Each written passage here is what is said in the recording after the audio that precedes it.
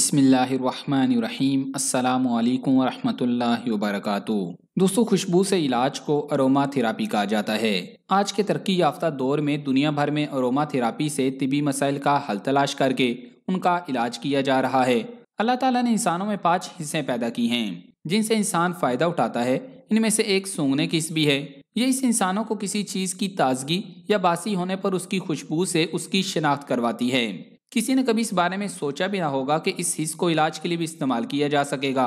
خوشبو سے علاج صدیوں سے رائج ہے، جس کے لیے کئی طرح کے پودوں اور جڑی بوٹیوں کو اس مقصد کے لیے استعمال کیا جاتا تھا، اور آج اروما تھراپی اسی فن کی جدید اور سائنٹیفک شکل ہے۔ خوشبو نہ صرف مزاج کو خوشگوار بناتی ہے بلکہ کئی جسمانی تکالیف کو کم کرنے میں بھی مددگار ہے۔ خوشبو صرف پھولوں سے ہی نہیں بلکہ پودوں کے مختلف حصوں مثلاً چھال، تنے، جڑ، پتیوں سے بھی حاصل ہوتی ہے۔ اروما تھراپی میں خوشبو کو صرف سونگا ہی نہیں جاتا بلکہ ان اشیاء کے تیل کو مختلف طریقوں سے استعمال بھی کیا جاتا ہے۔ تیل لگانے، مساج کرنے یا ان کی خوشبو ناک میں داخل ہونے سے پٹھوں، ہڈیوں پر اپنا اثر دکھاتی ہے اور دماغ کے ذریعے اعصابی نظام کو بہتر بناتی ہے۔ اروما تھراپی سے زیادہ تر نفسیاتی تناؤ، ڈپریشن، موڈ کی بہتری اور جسمانی درد کا علاج کیا جاتا ہے۔ جدید سائنس نے یہ علاج اب دریافت کیا ہے، جبکہ نبی کریم صلی اللہ علیہ وآلہ وسلم نے ہمیں کم و بیش 1450 سال قبل ہی بتا دیا تھا کہ خوشبو سے بھی علاج کیا جا سکتا ہے۔ اور آج کی اس ویڈیو میں ہم آپ کو احادیث کی روشنی میں کئی ایسی اشیاء کے متعلق بتائیں گے جن کا ذکر حدیث مبارکہ میں ملتا ہے۔ صحابہ کرام رضوان اللہ علیہم اجمعین نے انہیں استعمال کیا ہے اور جدید سائنس ان کی خوشبو کو کئی بیماریوں کا علاج بتاتی ہے۔ تو آگے بڑھنے سے قبل آپ سے گزارش ہے کہ اس ویڈیو کو لائک کریں، اور اگر ابھی تک آپ ہمارے چینل اردو لیب کے حصہ نہیں بنے تو اردو لیب کو سبسکرائب کر کے گھنٹی کا بٹن ضرور دبا دیں۔ دوستو، خوشبو کو اسلام میں بہت پسند کیا جاتا ہے اور اس کے بارے میں سینکڑوں احادیث ملتی ہیں۔ نبی کریم صلی اللہ علیہ وآلہ وسلم نے بار بار خوشبو کی پسندیدگی کا اظہار کیا ہے۔ اس کے ہدیہ کی بہت زیادہ اہمیت ہے۔ حضرت انس رضی اللہ تعالیٰ عنہ خوشبو واپس نہ کرتے تھے اور بیان کرتے تھے کہ نبی کریم صلی اللہ علیہ وآلہ وسلم خوشبو واپس نہ فرماتے تھے۔ اس حدیث مبارکہ سے خوشبو کے تحفے کی اہمیت کا اندازہ لگایا جا سکتا ہے۔ مسند احمد اور سنن نسائی کی روایت ہے، حضرت انس رضی اللہ تعالیٰ عنہ کہتے ہیں کہ رسول کریم صلی اللہ علیہ وآلہ وسلم نے فرمایا، خوشبو اور بیویاں میرے لیے پسندیدہ بنائی گئی ہیں اور میرا قلبی سکون نماز میں رکھا گیا ہے۔ اس کے علاوہ ایک اور حدیث مبارکہ ہے کہ حضرت عائشہ رضی اللہ تعالیٰ عنہ کہتی ہیں، دنیا کی چیزوں میں سے 3 چیزیں نبی کریم صلی اللہ علیہ وآلہ وسلم کی نظر میں نہایت پسندیدہ تھیں۔ ایک وہ کھانا جس کے ذریعے جسم و بدن کو محفوظ و توانا رکھ کر دینی خدمات پر قدرت و طاقت حاصل کی جا سکے، اور دوسری بیویاں کہ جن کے ذریعے نفس کو برے خیالات میں محفوظ رکھا جا سکے، اور تیسری خوشبو کہ جس کے ذریعے دماغ کو نشاط و تقویت حاصل ہو، کیونکہ حکماء کے قول کے مطابق عقل و فراست کا مخزن دماغ ہی ہے۔ چنانچہ ان تینوں چیزوں میں سے 2 چیزیں تو حضور صلی اللہ علیہ وآلہ وسلم کو کثرت کے ساتھ حاصل ہوئیں اور ایک چیز زیادہ حاصل نہیں ہوئی، یعنی ایک تو بیویاں آپ کو زیادہ ملیں وہیں طور کہ آپ نے کثیر شادیاں کی، اور دوسری خارجی طور پر خوشبو آپ کو بہت ملی، باوجود یہ کہ آپ صلی اللہ علیہ وآلہ وسلم کا پسینہ مبارک کی تمام طرح کی خوشبوؤں سے زیادہ معطر اور خوشگوار تھا۔ لیکن تیسری چیز کھانا آپ صلی اللہ علیہ وآلہ وسلم کو زیادہ نہیں ملا۔ اس حدیث مبارکہ سے خوشبو کی اہمیت کا پتہ چلتا ہے۔ اس کے علاوہ خوشبو کا اثر دماغ اور جسم دونوں پر پڑتا ہے۔ اس حدیث مبارکہ سے پتہ چلتا ہے کہ انسان کی یہ 3 بنیادی ضروریات اس کے اسٹیمنا، صحت اور دماغ کے لیے کتنی اہم ہیں۔ اسلام میں خوشبو سے علاج اس علاج کا سہرا آج کے ماڈرن دور کے سائنسدان لیتے ہیں، لیکن یہ طریقہ علاج صدیوں پرانا ہے اور اسلام کے شروع دور میں اس کی متعدد مثالیں ملتی ہیں۔ جیسا کہ ایک حدیث مبارکہ میں ہے کہ سیدہ عائشہ صدیقہ رضی اللہ تعالیٰ عنہ فرماتی ہیں، جب عورت حیض کے بعد غسل کرے تو خون کے مخصوص مقام پر خوشبو لگا لے۔ اس حدیث کے علاوہ ایک اور حدیث میں حضرت ام سلمہ رضی اللہ تعالیٰ عنہ سے مروی ہے کہ ہم عورتیں چھائیاں دور کرنے کے لیے اپنے منہ پر برس ایک خوشبودار گھاس ملا کرتی تھیں۔ ان دونوں احادیث سے معلوم ہوتا ہے کہ یہ طریقہ علاج شروع اسلام سے کیا جا رہا ہے۔ اب بات کرتے ہیں احادیث میں مذکور اشیاء کی جن کی خوشبو سے علاج کیا جا سکتا ہے، اور پھر آپ کو جدید سائنس کے حوالے سے چند ایسی اشیاء کا بتائیں گے جن کی خوشبو بہت سی بیماریوں کا علاج ہے۔ ایک بات نوٹ کر لیں، یہ جتنی بھی اشیاء آپ کو بتائی جا رہی ہیں ان کا اردو اور انگلش نام ڈسکرپشن میں دے دیا ہے۔ اس کے علاوہ جو بھی حدیث بیان کی جائے گی اس کا حوالہ آپ کو حدیث کے ساتھ ساتھ سکرین پر نظر آ جائے گا۔ نمبر 1، کافور۔ اس کا ذکر قرآن مجید اور حدیث مبارکہ میں آیا ہے۔ اللہ تعالیٰ نے سورۃ الدہر کی آیت نمبر 5 میں فرمایا، بے شک نیک لوگ ایسی شراب کے پیالے پئیں گے جس میں چشمے کافور کی آمیزش ہوگی۔ اسی طرح حضرت نافع رضی اللہ تعالیٰ عنہ سے روایت ہے کہ حضرت ابن عمر رضی اللہ تعالیٰ عنہ جب دھونی لیتے تو عود کی دھونی لیتے، جس میں اور کسی چیز کو نہ ملاتے، اور کبھی عود میں کافور ملا لیتے تھے۔ پھر فرمایا کہ رسول اللہ صلی اللہ علیہ وآلہ وسلم بھی اسی طرح دھونی لیتے تھے۔ کافور کو عرب کے حکماء نے زیادہ استعمال کیا ہے اور اس کو مختلف بیماریوں میں مفید پایا ہے۔ برصغیر اور ایشیا میں اس کے استعمال زمانے قدیم سے چلا آ رہا ہے۔ اس کو سینہ کے امراض میں اکثر مجرب پایا گیا ہے۔ اسی وجہ سے یہ کئی دوائیوں میں استعمال ہوتا ہے اور اس کی خوشبو بھی انتہائی فائدہ مند ہے۔ اس کی خوشبو نہایت تیز ہوتی ہے، اسی لیے اس کو کافور یعنی چھپانے والا کہا جاتا ہے، کیونکہ یہ سب خوشبوؤں کو چھپا دیتی ہے۔ اناج کے گودام میں اس کو چوہوں اور دیگر حشرات کو بھگانے کے لیے رکھا جاتا ہے۔ اس کے علاوہ اس کی خوشبو سے ناک اور سینہ کھل جاتا ہے۔ اس کی خوشبو سونگھنے سے مردانہ اور زنانہ امراض مخصوصہ میں کافی بہتری آتی ہے۔ اس کو نہایت کم مقدار میں کھانا یا اس کے پانی سے نہانا اندام نہانی کی خارش کو ختم کر دیتا ہے، اور اس کا سونگنا دمہ کے مریضوں کے لیے نہایت مجرب ہے۔ نمبر 2، کستوری یعنی مشک۔ اللہ تعالیٰ نے سورۃ المطففین کی آیت نمبر 26 میں فرمایا کہ اس کی مہر مشک کی ہوگی اور رغبت کرنے والوں کو اس کی رغبت کرنی چاہیے۔ اور حدیث مبارکہ ہے، ابو سعید خدری رضی اللہ تعالیٰ عنہ نبی کریم صلی اللہ علیہ وآلہ وسلم سے روایت کرتے ہیں کہ آپ صلی اللہ علیہ وآلہ وسلم نے فرمایا، بنی اسرائیل میں ایک عورت چھوٹے قد والی تھی۔ اس نے لکڑی کی 2 ٹانگیں بنوائی ہوئی تھیں جنہیں وہ اپنے پیروں کے نیچے لگا کر اپنا قد اونچا کر لیا کرتی تھی، جس طرح آج کل خواتین اونچی ایڑی کی جوتی پہن کر قد اونچا کر لیتی ہیں۔ اس نے سونے کی ایک انگوٹھی بنوائی جس میں ایک نگینہ بڑی کاریگری کے ساتھ لگوایا، جس کے اندر کستوری بھری رہتی تھی۔ جب وہ لوگوں کے پاس سے گزرتی تو نگینہ دبا دیتی اور اسے کستوری نکل کر خوشبو پھیلا دیتی۔ یہی واقعہ حضرت ابو سعید خدری رضی اللہ تعالیٰ عنہ نے مختلف الفاظ میں یوں بیان کیا ہے کہ رسول اللہ صلی اللہ علیہ وآلہ وسلم نے بنی اسرائیل کی ایک عورت کا تذکرہ فرمایا جس نے اپنی انگوٹھی میں کستوری بھری ہوئی تھی، کیونکہ کستوری خوشبو کے لحاظ سے بہترین ہے۔ حدیث مبارکہ میں کستوری یعنی مشک کی خوشبو کا بار بار ذکر آیا ہے اور جا بجا اس کو پسندیدہ خوشبو قرار دیا گیا، اور جنتیوں کے پسینے کے ساتھ اس کو تشبیہ بھی دی گئی۔ نصرۃ المجالس میں عبد الرحمن شافعی رحمۃ اللہ علیہ فرماتے ہیں کہ جب حضرت آدم علیہ السلام اس دنیا پر تشریف لائے تو ان کے پاس جنت کی بیری کے پتے تھے، تو ان میں سے جب کچھ ہرن کو کھلائے تو ہرن کا نافہ پھٹ گیا، گویا یہ چیز ہم کو جنت میں سے ملی ہے۔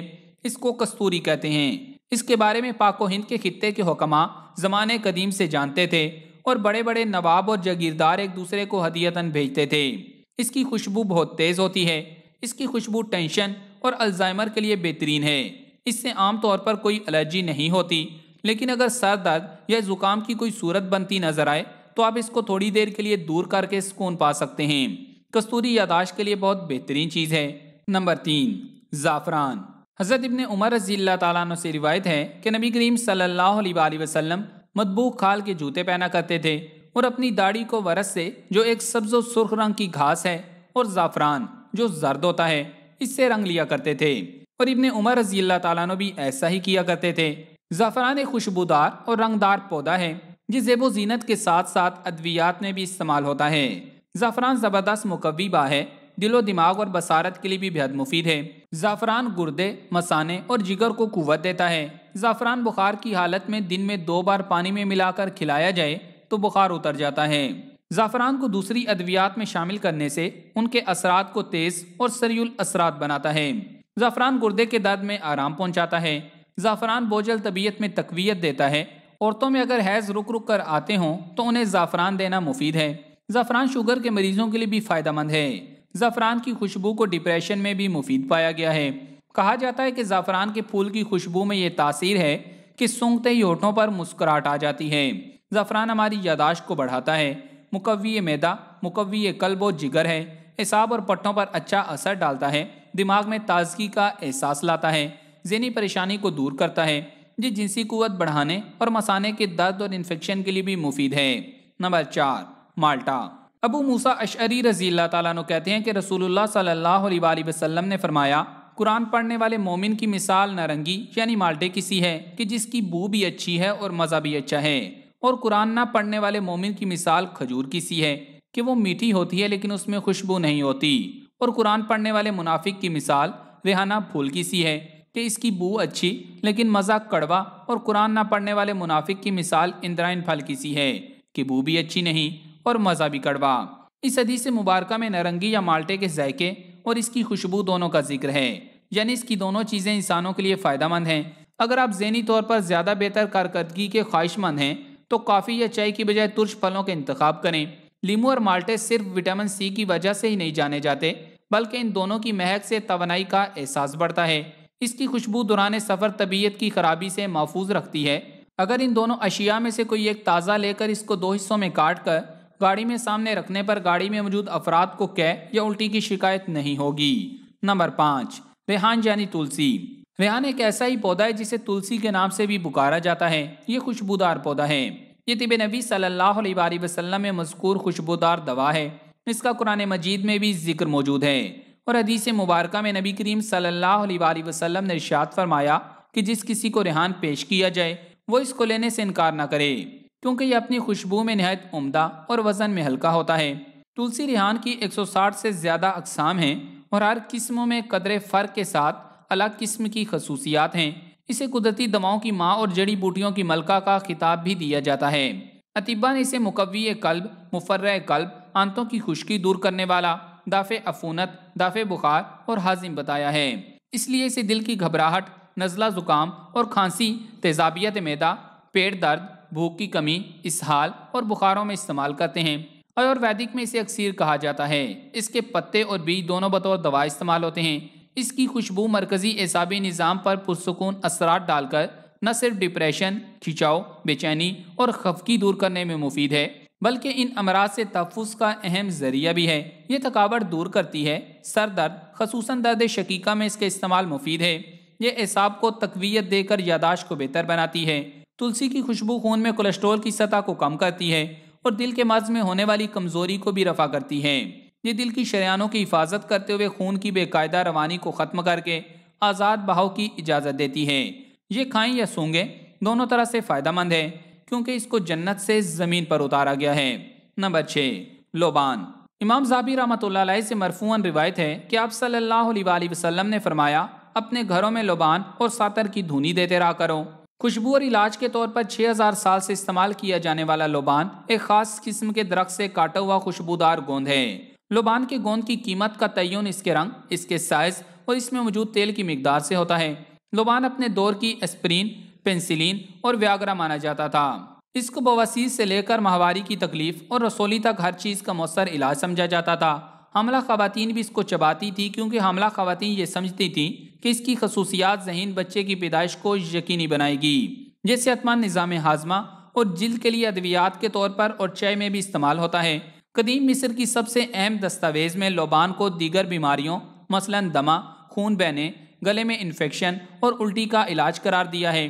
زمانے قدیم سے اس کی خوشبو بہت سے طبی مقاصد کے لیے استعمال کی جاتی آ رہی ہے۔ مصری اس خوشبو کو کیڑے مکوڑے بھگانے اور مردوں کو دفنانے، لاشوں کے گلنے سڑنے سے اٹھنے والے تعفن کو ختم کرنے میں استعمال کرنے کے لیے بڑے پیمانے پر درآمد کرتے تھے۔ یہاں تک کہ جب سن 1922 میں ایک سابق فرعون کی قبر کشائی کی گئی تھی تو اس میں بھی لوبان سے بنا مرہم پایا گیا تھا۔ لوبان کو قدیم دور میں پاکیزگی کی علامت کے طور پر بھی جلایا جاتا تھا۔ قدیم دنیا کی بہت سی عبادت گاہوں میں اسے خاص اہمیت حاصل تھی۔ لوگ اس کی خوشبو کا استعمال اپنے گھروں سے مچھروں کو بھگانے کے لیے کرتے ہیں۔ صومالیہ اور عمانی لوگوں کا ماننا ہے کہ اس کی خوشبو سے جن اور دیگر شیاطین بھاگ جاتے ہیں۔ اس لیے عمان کی ثقافت میں یہ بہت زیادہ نظر آتا ہے کہ اکثر گھروں اور دکانوں پر اس کی دھونی دی جاتی ہے۔ نمبر 7، پودینہ۔ پودینہ ایک خوشبودار سبز رنگ اور عموماً گھریلو کیاریوں میں لگائے جانے والا پودا ہے۔ پودینہ کو پاکستان میں ایک گھریلو دوا اور غذا کی حیثیت حاصل ہے۔ اکثر گھروں میں موسم گرما میں دوپہر اور شام کے کھانوں میں پودینہ کے خوشبودار پتے، پیاز اور ٹماٹر کے ساتھ سلاد کی شکل میں یا باریک پیس کر بطور چٹنی استعمال کیا جاتا ہے، جبکہ غریب گھرانوں میں تو پودینہ کی چٹنی سے اکثر و بیشتر سالن کا کام بھی لیا جاتا ہے۔ کتاب احیاء العلوم کی دوسری جلد کے صفحہ نمبر 457 پر روایت ہے کہ نبی کریم صلی اللہ علیہ وآلہ وسلم پودینے کو پسند فرماتے تھے۔ پودینہ کے پتے اپنی لطیف اور تیز خوشبو کی وجہ سے کھانے میں خصوصی جاذبیت پیدا کر دیتے ہیں۔ ہو سکتا ہے کہ آپ کو علم نہ ہو، مگر پودینے کا تیل ایک اچھے ماؤتھ واش کا کام بھی کر سکتا ہے۔ مینتھول اکثر نزلہ زکام اور کھانسی کی ادویات میں شامل کیے جانے والا اہم جز ہوتا ہے، اور یہی پودینے کی مہک کا باعث بھی ہوتا ہے۔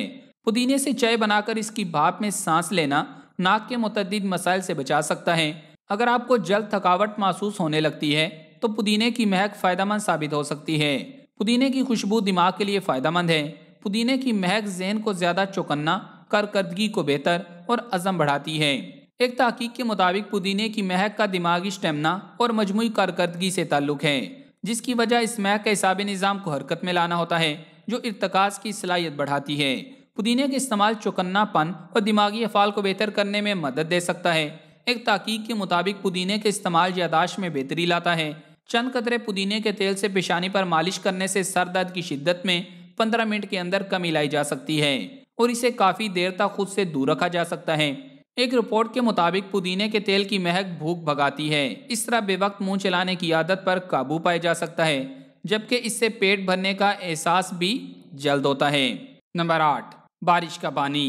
حضرت انس رضی اللہ تعالیٰ عنہ سے روایت ہے کہ ایک مرتبہ ہم نبی کریم صلی اللہ علیہ وآلہ وسلم کے ساتھ تھے کہ بارش شروع ہو گئی۔ اب صلی اللہ علیہ وآلہ وسلم نے اپنے جسم مبارک کو بارش میں بھیگنے دیا اور فرمایا کہ یہ اللہ تعالیٰ سے گفتگو ہے۔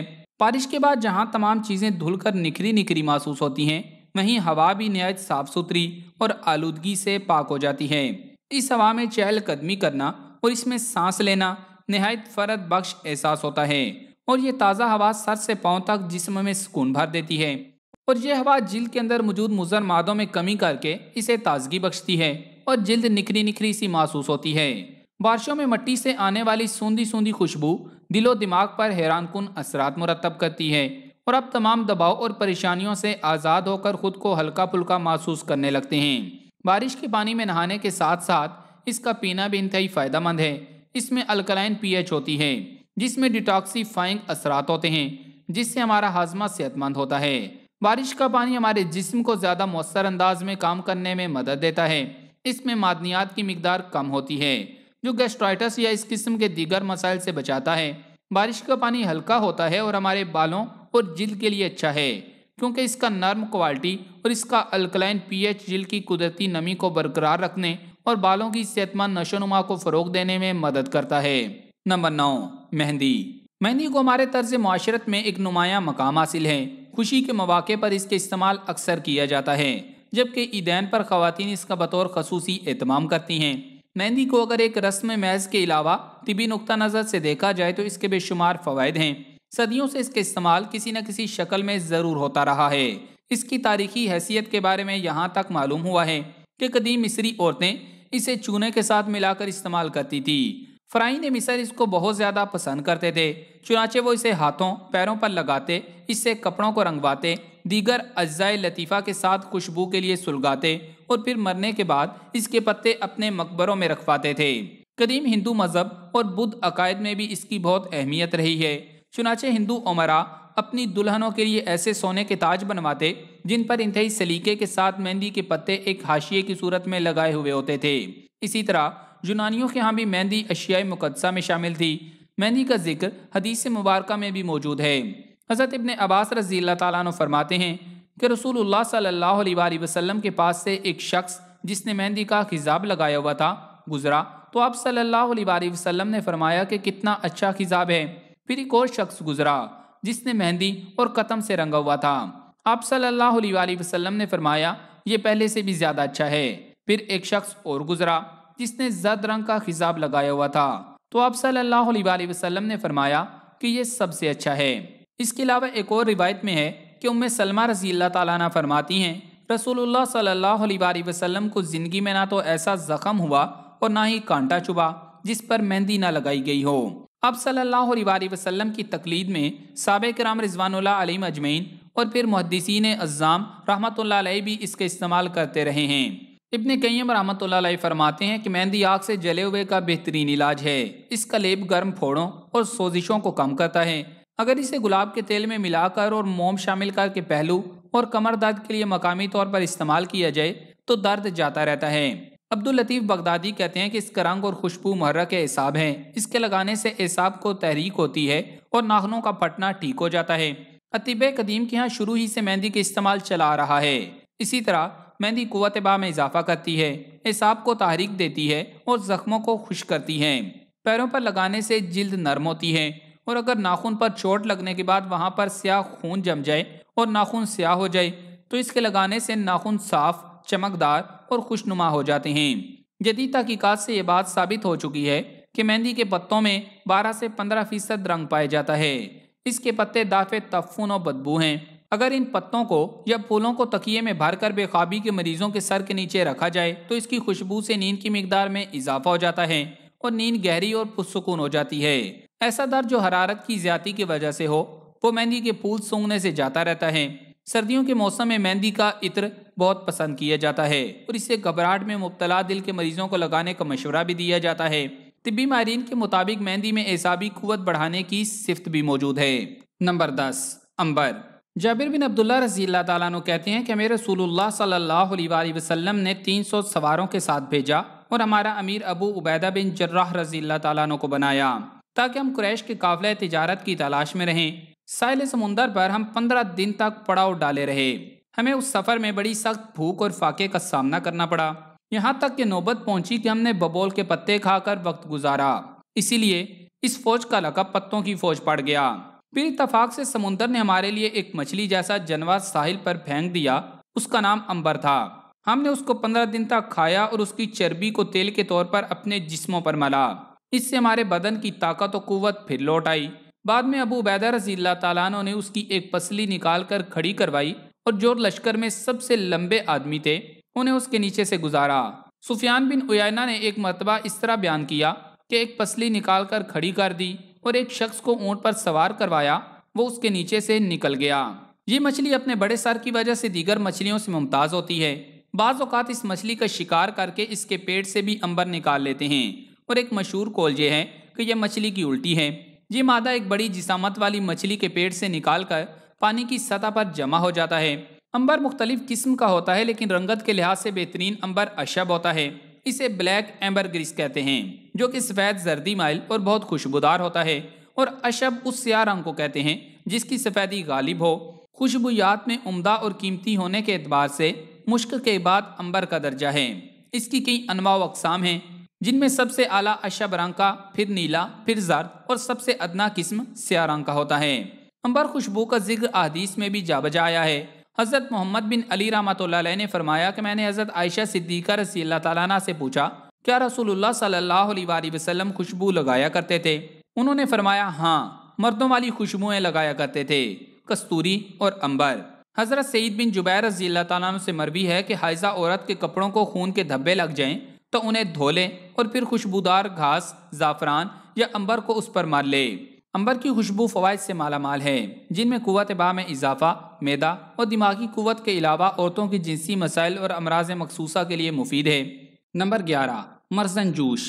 یہ ایک دائمی جھاڑی دار اور خوشبودار پودا ہے، اس کی افزائش موسم بہار اور برسات میں ہوتی ہے۔ حضرت انس رضی اللہ تعالیٰ عنہ فرماتے ہیں کہ رسول اللہ صلی اللہ علیہ وآلہ وسلم نے فرمایا، مرزن جوش استعمال کرو اس لیے کہ یہ زکام کے لیے مفید ہے۔ علم الادویہ کی کتب میں اس کا نام مروا لکھا گیا ہے اور انگلش میں اسے اوریگانو کہتے ہیں۔ دیہی علاقوں میں اس جڑی بوٹی کے پتے کھانوں میں کئی سالوں سے استعمال کیے جا رہے ہیں۔ اس کے پتوں اور تیل کو دوا کے طور پر استعمال کیا جاتا ہے۔ یہ دماغ کی رکاوٹیں کھول دیتی ہے، زکام کو تحلیل کر کے بند ناک کو کھول دیتی ہے، اور اس کے استعمال سے پھیپھڑوں میں جمی ہوئی بلغم کا اخراج ہونے لگتا ہے۔ اس کا لیپ پرانی دردوں، خاص کر جوڑوں کے درد اور سوجن میں مفید ہے۔ اس کے پتے کوٹ کر آنکھ کے نیچے لگی ہوئی چوٹ پر لگائے جائیں یا کسی اور جگہ چوٹ لگنے سے نیل پڑ گیا ہو تو اس مقام پر بھی پتوں کے لیپ سے نشان ختم ہو جاتے ہیں۔ اس کے پتے ابال کر صبح و شام ناک میں ڈالے جائیں یا اس کا ایک گھونٹ شہد میں ملا کر صبح و شام پیا جائے تو بار بار ہونے والی غدود کو روکنے کے لیے بہت مفید ثابت ہوتا ہے۔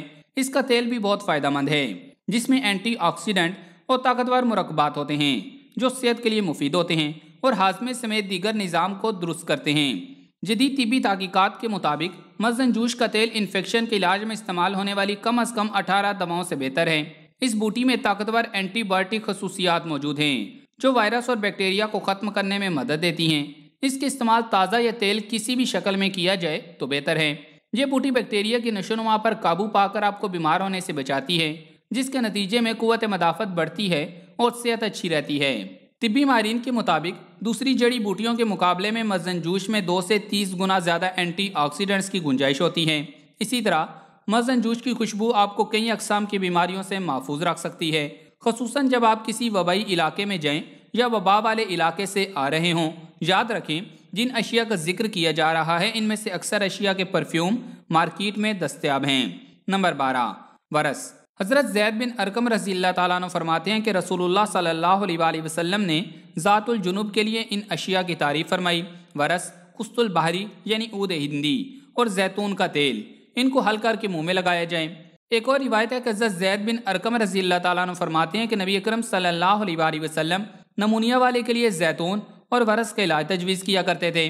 कतादा कहते हैं कि ये दवा मुंह की उसी जानिब से डाली जाएगी जिस तरफ दर्द है। एक और हदीस में है कि उम्मे सलमा रज़ी अल्लाह ताला अन्हा बयान करती हैं कि औरतें हैज़ से फरागत या विलादत के बाद जचकी से फरागत के बाद 40 दिन तक वरस के पानी में बैठा करती थी और हमसे बाज अपने चेहरे पर वरस की मालिश करती थी क्योंकि उनके चेहरे पर छाइयों के दाग थे।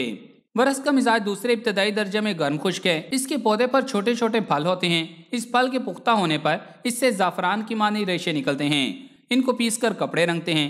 रेशों का रंग जर्द, सुर्खी माइल और जायका कदरे तल्ख होता है। अक्सर जहरों के लिए तरियाक और जिस्म के लिए मुकव्वी और मुफर्रा हैं। जिस्म से रिया और गलीज मादों को तहलील करता है। गुर्दों मसाना की पतरी तोड़ता है। इस कलेब चेहरे के दागों को मुफीद है। चेहरे की झुर्रियाँ, खारिश और जिल्द पर पैदा होने वाली फिंसियों के लिए इसका तला मुफीद है। इसमें कब्ज आवरी के साथ ही रंगने की कुव्वत भी होती है। ये अक्सर जहरों का तरियाक है। जिस्म के लिए मुकव्वी और मुफर्रा है। कुव्वत जिस्मानी में इजाफा करता है। इसके जुशांदे को पीने से सोजाक और नस्वानी अमराज दूर हो जाते हैं। बरस के लिए इसका पीना नाफे है। इसकी मिकदार खुराक 1 दिरहम के बराबर होती है। इसका मिजाज और फवायद कुस्तुल बारी की तरह हैं। बदन के सफ़ेद दाग और चेहरे के सुर्खी माइल स्याह दाग के लिए इसका तला बहुत ज़्यादा नफ़ा बख्श होता है और वरस से रंगे हुए कपड़े इस्तेमाल करने से कुव्वत बा में गैर मामूली इजाफा होता है। इसकी खुशबू को जिल्द की तरोताज़गी और बालों की मजबूती के लिए बेहतरीन माना गया है। नंबर 13, जैतून। जैतून की अफादियत का अंदाज़ा इस बात से बखूबी लगाया जा सकता है कि इसकी कसम अल्लाह ताला ने अपने कलाम में उठाई है और अहादीस से मुबारका में जा बजा इसका जिक्र हुआ है। तिबी माहिरीन के मुताबिक न सिर्फ जैतून का तेल बल्कि इसकी खुशबू भी सेहत के लिए इंतहाई फ़ायदेमंद है और ये मुख्तलिफ बीमारियों से महफूज रखने में मददगार होती हैं। नई तहकीक के मुताबिक जैतून के तेल की खुशबू सेहत के लिए इंतहाई मुफीद है। जो लोग ऐसी ग़िज़ा के इस्तेमाल करते हैं जिसमें जैतून के तेल की खुशबू शामिल हो, वो कम खाने में ही अपनी ग़िज़ाई ज़रूरियात पूरी कर लेते हैं। जैतून के तेल की महक से पेट भरने का एहसास होता है और जंक फूड की ख्वाहिश कम हो जाती है। इस वजह से इनका वजन भी नहीं बढ़ता, जबकि ये खुशबू ब्लड शुगर के लेवल को कम करने में भी मददगार साबित होती है। नंबर 14, सौंठ यानी अदरक। कुरान मजीद किताब इलाही है और अहले ईमान को मालूम है कि इस किताब में कोई शक नहीं। और सौंठ के मुतल्लिक अल्लाह रब्बुल इज़्ज़त ने कुरान मजीद सूरत उद्दाहर की आयत नंबर 17 में फरमाया कि जन्नत में जन्नतियों को ऐसे भरे हुए प्याले पिलाए जाएंगे जिनमें सौंठ की आमेजिश होगी। तिब नबी सल्लल्लाहु अलैहि वसल्लम में हज़रत अबू सईद खुदरी रज़ी अल्लाह ताला अन्हु से एक हदीस नकल है कि रूम के बादशाह ने आप सल्लल्लाहु अलैहि वसल्लम को तोहफे में सौंठ की टोकरी भेजी और आपने उस टोकरी में से सौंठ का एक एक टुकड़ा सहाबा में तकसीम किया और जनाब अबू सईद खुदरी रज़ी अल्लाह ताला अन्हु को भी इसका एक टुकड़ा खाने को दिया। सौंठ के इस्तेमाल से कई तिब्बी फ़वाइद हासिल होते हैं, जिनमें पट्टों में खिंचाव और दर्द में आराम, जिल्द और सर से खुश्की का खात्मा, बाल घने और मजबूत होने समेत कमज़ोर निज़ाम हाजमा जैसी शिकायतें दूर होना शामिल हैं। जबकि इसके रोज़ाना के इस्तेमाल से मैदे को ग़िज़ा में मौजूद प्रोटीन और फैट को सही तरीके से हज़म होने में मदद मिलती है। सौंठ एक बेहतरीन एंटीऑक्सीडेंट जुज़ भी है। इसके दूध या चाय के साथ इस्तेमाल से कुदरती तौर पर जिस्म के मुतासिर पट्टों को बाम जैसा सुकून मिलता है। सौंठ को आटे में गूंद कर इसकी रोटी चटनी के साथ खाई जा सकती है। इसे हरी चटनी या दीगर ग़िज़ाओं में शामिल किया जा सकता है। सौंठ का दूध बनाकर या इसे चाय में पकाकर भी पिया जाता है। इसे रवायती सूजी के हलवे में भी डाला जाता है। ये बेख्वाबी का बेहतरीन इलाज है, जबकि इसके इस्तेमाल से हड्डियाँ और जोड़ मजबूत होते हैं। आर्थराइटिस और शुगर के मरीज भी इस्तेमाल कर सकते हैं। सर्दी लग जाने, खुश्क खांसी और खुश्की का बेहतरीन इलाज है। इसकी खुशबू भी इंसानी सेहत के लिए बहुत ज़्यादा फ़ायदेमंद है।